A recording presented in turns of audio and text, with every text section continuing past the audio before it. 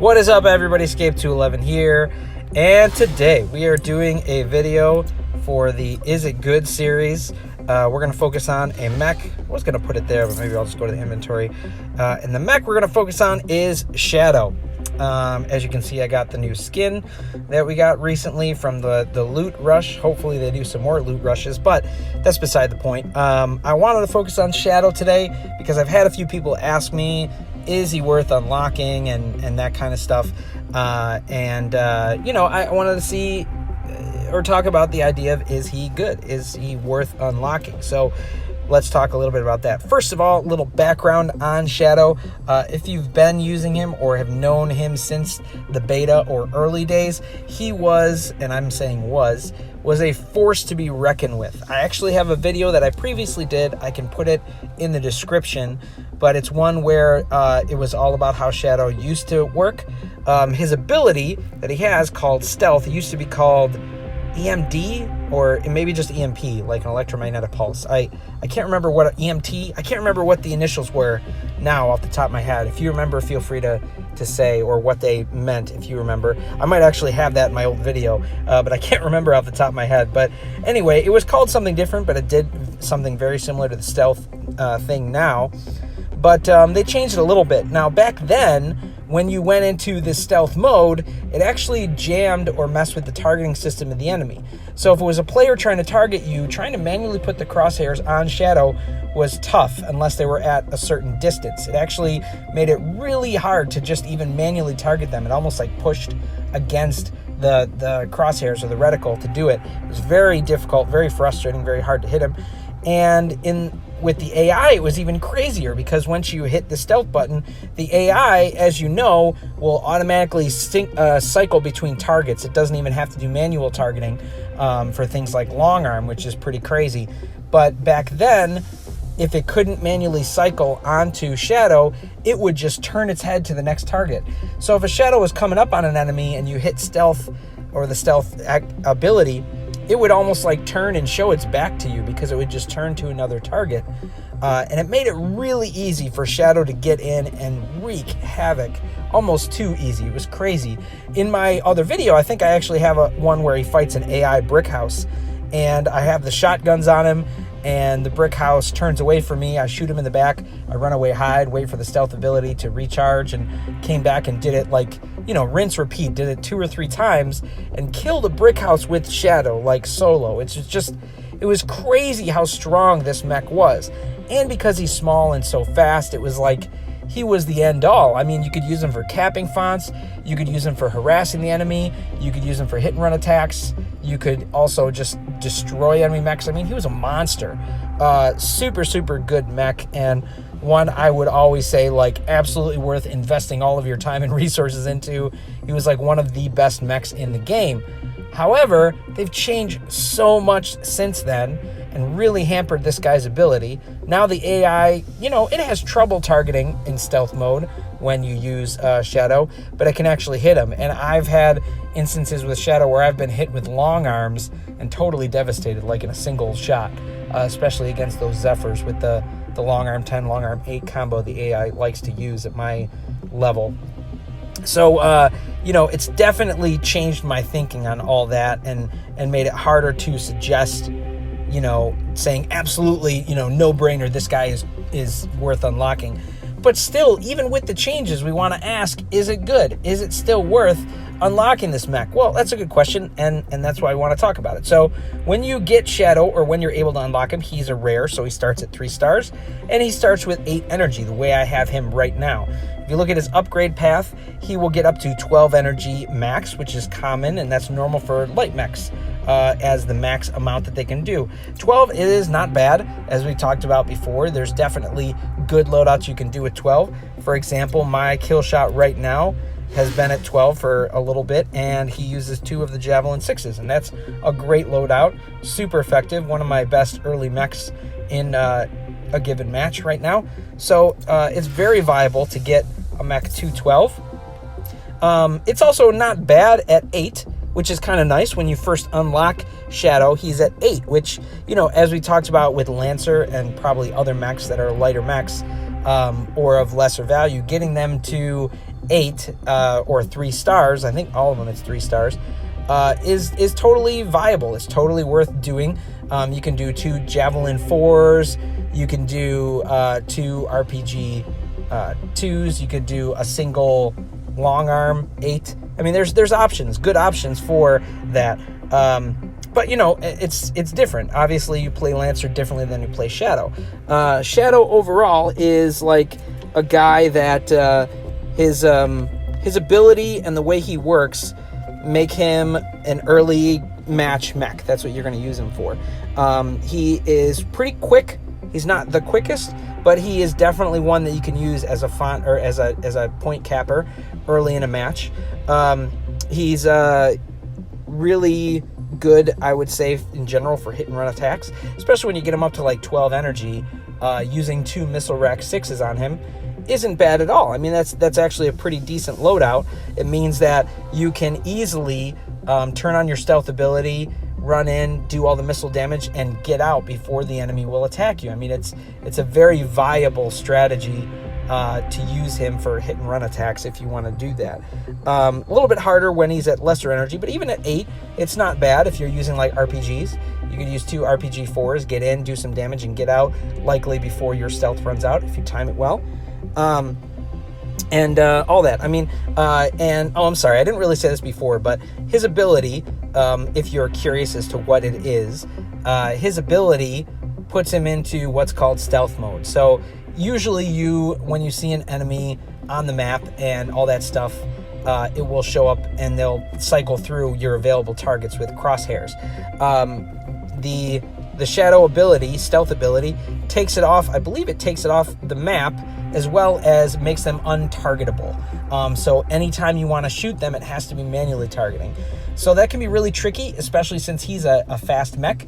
So it means that even if you can manually target against him as a computer player or as a human player, both are able to try and target him manually, it's still hard to hit him. So it's kind of like a dodging ability that the stealth brings. It's not as intense as it used to be, like I said, but it still makes him very good at doing that.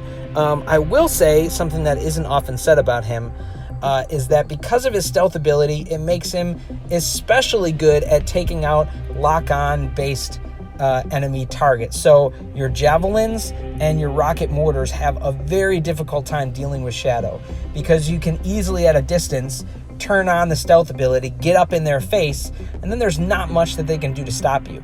However, I mean, if you're doing that against someone with either a Zephyr or a Guardian, they have a way to stop you from using your ability, but that still means it's going to be hard for them to target or deal with you even after that fact if you get right up in their face, because he's quicker than both of those mechs. So that said, there have been times where I rely on Shadow to harass or deal with those specific kind of mechs and those specific loadouts. So he works really well for that if you have like certain things, but it's a really specific use for him. And it doesn't always come into play. So, I mean, it may not be, again, are we saying, is that worth your time? I mean, I hate dealing with enemies who use rocket mortars, but I don't know if it's always worth bringing Shadow in to deal with that. There are other ways that all mechs can deal with rocket mortars if you know how to handle the strategy of it pretty well. But that's kind of like the basis of what I would say this guy is good at and what he's used for. Now the question comes into play, is it good? Is he worth the resources? That is where I think he probably is not worth the resources. Certainly not up front. When you're just going through your normal upgrade path and unlocking. Maybe later in the game, again, just like Lancer as something fun to play with, or doing a specific role or certain loadouts or whatever. But in general use, I find it very hard to justify unlocking him. Another point I want to make, and we'll talk about this in a minute, is why I think it's a good idea not to unlock him until you're ready. Not just in terms of use, but for another reason, specifically your challenges, your daily challenges, and I'll talk about that in a minute. But let me first say what the cost structure is for unlocking Shadow. All right, so and upgrading him. And these are rough numbers. I'm probably not going to be too exact on these, especially because I already had my Shadow unlocked from the beta. and I didn't manually unlock him like I know some of you are discussing or not sure if you should. But to manually unlock Shadow, it is 1,275 A coins. Now that already is pretty off-putting, right? When it's over 1,000 A coins to unlock something, or A coins in general, you really want to make sure it's something you're going to get a lot of use of. And Shadow is a guy that, I'm sorry, I just don't see myself getting a lot of use out of. He's one of those guys that's, he's an early mech, but he's not the strongest or the best early mech to play in a given match to cap fonts. I still think Killshot is better at that. And to unlock him, it's only credits, like 35,000 or I think it's 37, something like that. It's just a better, more viable strategy. Now, granted, Shadow comes out at 3 stars and Killshot comes out at 2, but I can more so justify Killshot's upgrade path than I feel like I can Shadow's. So that's something that's difficult to swallow when you first start. If you want to bring him up to 4 stars, and that would be to get him to that 10 energy, which brings out some more options, just like we talked about with Lancer, where you could do a long arm 10 or long arm 8 with a thermal, all different kinds of layouts you could do with that. That's going to be around 400,000 credits, and then about 6,000, I think it's 6,250 A coins. So that is a lot. Or no, I'm sorry. That's actually for 5-star. For 4-star, it's 135,000 credits, roughly around there, and then 2,500 A coins, roughly around there. That still sounds like a lot to me, even getting to that level. So it's not something I'm sure I could. I don't know. I mean, if I'm end game and I've already upgraded all the things that I think are important, I'll play around with Shadow, sure. But it's going to take me a while to get to that point and really want to put resources into this guy.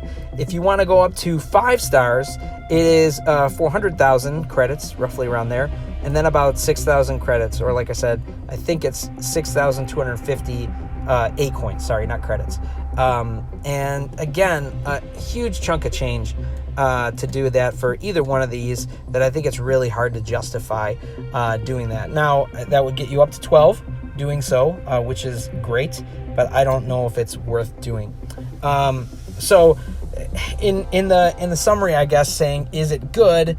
No, I don't think it's good. All right, I don't really think it's worth putting into them, except if you're like end game. The end game is like if you already have Panther unlocked and 6-starred, if you already have Guardian unlocked and 6-starred, Zephyr unlocked and 6-starred, and all the weapons you want to 6-star, then I say unlock him from your prize path, like at that point. So honestly, he's not very good. He's a kind of a toy now. He used to be awesome, and I would say he was one of the best mechs, but now he's just kind of reserved to like fringe uses, and he's lost a lot of power. But I want to get back to that point, and this is key. And I'm saving this, I guess, to the end just to harp on it. I don't know. The idea of certain weapons, certain mechs, if you're not sure if you're going to use them and they're in your prize path, I would say don't unlock them. I know that sounds awful because then it means you have less weapons and less mechs to play with, but here's the reason why, all right? I already have a lot of this stuff unlocked, which sounds awesome because I don't have to spend resources on it, which is cool, but it also means stuff I don't use ends up in my challenges. I've had challenges for Shadow, which are a pain to deal with. I've had challenges for like a plasma cannon, which I don't often use, which are a pain to deal with. But if you are a person who, doesn't have those things unlocked, they're not going to show up in your challenges, your daily challenges. I mean, specifically these that you get, your daily challenges. These will only work for the things that you've unlocked. For instance, I never unlocked Cheetah or Brick House. Cheetah, I haven't gotten to Brick House in my prize path, so it shouldn't show up. But Cheetah, I have the option of unlocking, and I've chosen not to yet. If I did, I am certain that it would show up in here, like kill X amount of enemies with mines, or spawn him and win games, or something like that. That's kind of the language I see for other games and stuff like that. I mean, the fact that I have some other mechs that I hardly use. I have MD quests that'll show up that are, like I had one today. It was restore health with MD so that one of your mechs can kill 3 other guys. That's a specific quest. And I mean, let's say I just had an MD unlocked, but never used him. That means like at my level, I'm almost 2,000 power right now. putting out an MD at only 2 stars with like nothing on him means he's gonna die so fast and hardly heal anything. But he's a guy you kind of have to get in the fray to be able to actually heal somebody and complete that quest. It's a pain to try and complete. So my point in saying that is, like, if you're not gonna use the mech, or if you don't know if you're gonna use the weapon, don't unlock any of them. And that works for a family of weapons. As you can see, like, I have Stasis Beam 12 and Stasis Beam 16 together. If I unlocked one of those, this quest would still show up. So if you're not sure if you should unlock, let's say, the shotgun, because it costs 8 coins, I would say don't until you know for sure or know you're actually going to use them, because then they're going to show up in quests. Now, granted, some may be useful to you right now, but you're going to hate it later on when you're like higher power levels and you tested out this weapon, knew it was junky, and then now it shows up in your challenges. I mean, that's not always easy for everyone to do. I get it. If you really need to unlock a weapon because you don't have weapons, or you really want to try one, absolutely, man, do it. I mean, there was a lot of times that I just unlocked weapons and I'm still doing fine. But I'm just saying, if it helps any of you to like reason, is it worth unlocking or not? If you're not sure, I would hold off until you are able to know and learn more about the weapon. And if you have questions about certain weapons, of course, to unlock, obviously I'm going to be doing more lengthy videos like this about it. But if you need an answer now, feel free to leave me a comment or look me up on Discord through the channels. They're in the links. I put them in each of the video descriptions, so you can find me on those Discords and send me a message and ask me about these certain weapons, or ask other people on Discord. I'm sure there are a lot of people that would tell you if a weapon is worth spending time on or not. So I hope that was helpful. I hope that was helpful for Shadow, just in general. Like I've said before, if you guys have certain mechs or certain things that you want to see, please let me know. I will continue to keep doing this Is It Good series because I think it's very helpful. It certainly is something I wish I had when I was first starting out. So I hope it's helpful to you guys. But as always, hope you're all doing well, and we'll see you out there on the battlefield.